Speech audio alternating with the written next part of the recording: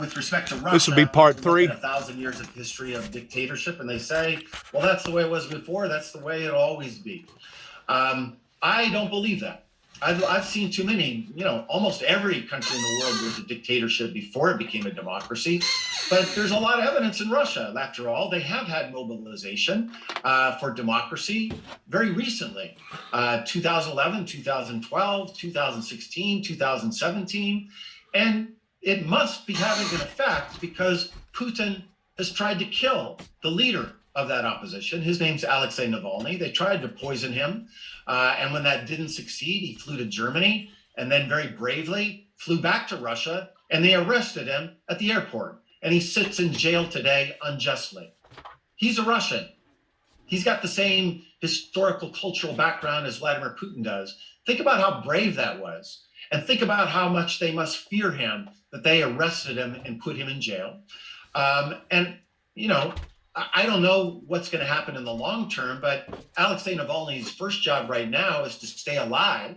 I know Alexei Navalny, and he wants to be around for the long fight, but he thinks there's going to be a long fight after Putin, and I think he's right. And if you look deeper at public opinion in Russia, there's still a lot of support for Russia integrating to the West, and the simple idea that we should pick our leaders in free and fair elections. There's a lot of Russians that support that. So in the long run, I'm actually very optimistic that someday Russia will be a boring, like I said, boring, normal European democracy. I just don't know when that long run begins. With that, Ambassador Michael McFaul, thank you for joining me on Firing Line. Thanks for having me. Firing Line with Margaret Hoover is made possible in part by Robert Granieri, Charles R. Schwab, the Fairweather Foundation, the Asness Family Foundation, and by Craig Newmark Philanthropies, the Rosalind P. Walter Foundation, and Damon Button. Corporate funding is provided by Stevens, Inc. and Pfizer, Inc.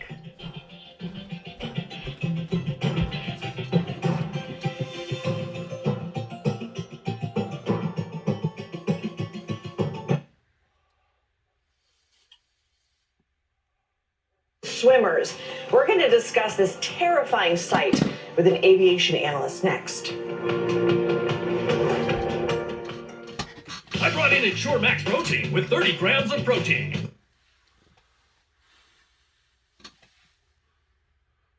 And wearing body armor. Demonstrators have filled Canada's capital demanding an end to COVID-19 prevention measures. But as Paula Newton reports, Canadian officials say it's time for them to go.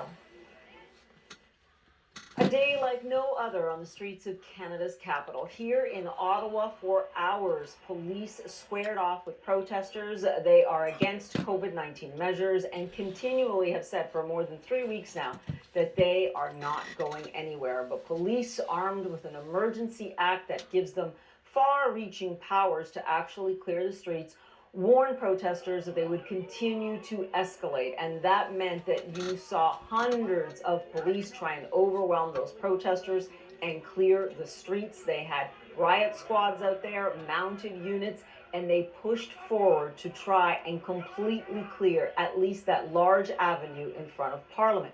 Now, there were some protesters that were saying that, look, this is just far too extreme and far too brutal on the part of police. I want you to hear now from Ottawa's interim police chief on his response to that. Listen. This occupation is over. We have advised them that if they peacefully leave, they may go home. That still exists.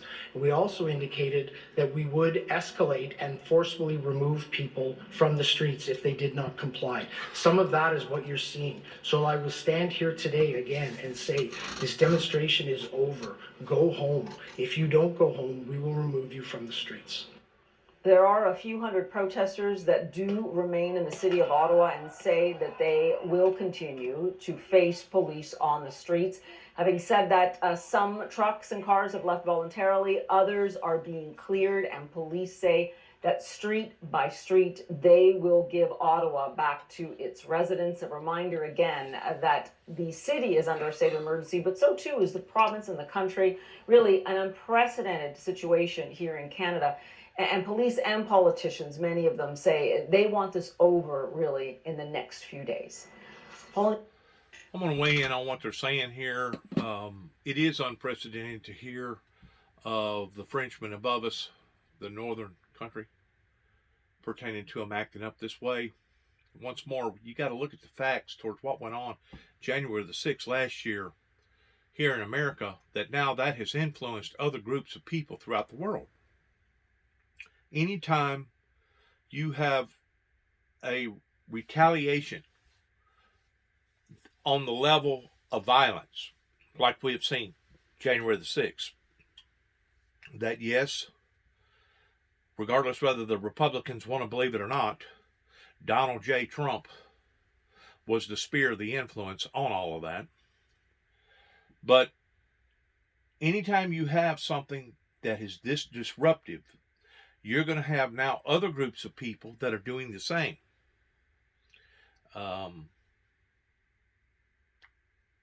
Is that a fulfillment of the Word of God? Did Christ talk about that in the last days that there would be wars and rumors of wars, commotions, that we would be living in perilous times? Absolutely. Absolutely, 100%. We are seeing the manifestation of biblical Bible prophecy come true each and every day on that level. And if we don't take hold in what's going on in ending, pertaining to what was just said about Russia, and now we're going into the other subject pertaining to Canada. And of course, we've got the problems down on the southern border pertaining to Texas and New Mexico and Arizona and California pertaining to the Mexicans. Then we've got the other problems of people coming over illegally down by Miami. If we don't gain control over an uncontrollable situation, it's only going to fester and it's only going to get worse. And whenever I say that, I'm leaning a great deal towards Russia right now, pertaining to the Ukrainian involvement with the Russians, with the Russian government, that it can snowball. And that's what I continue to keep telling people about a nuclear holocaust. That once somebody is bold enough to press the button and create that mushroom bomb, out of retaliation, somebody else could retaliate towards creating their mushroom bomb, and then another person could retaliate towards doing the same thing, and it would be kind of like that movie that came out a few years ago pertaining to war games. In the game of tic-tac-toe, that basically no one wins. That is exactly what Satan would love to be able to put under his belt, per se, metaphorically speaking, by shaking his fist in the face of God and saying, look what I have done to your creation. I misled them, I influenced them, and they turned on themselves. Look what I need to be commended for. I'm the one that deserves to rule. I'm the one that should be sitting in the kingdom. If the Homo sapiens upon this planet falls into this extremist that I'm seeing with eyes wide open, it could be years, a generation, before we finally gain back control of where we are today, towards it basically being a peaceful state or a peaceful global society on the level that it is right now. Now, does that mean that we're at peace? Oh, absolutely not. We're probably worse in shape we are here in America than what we've ever been, pertaining to the violence on the street.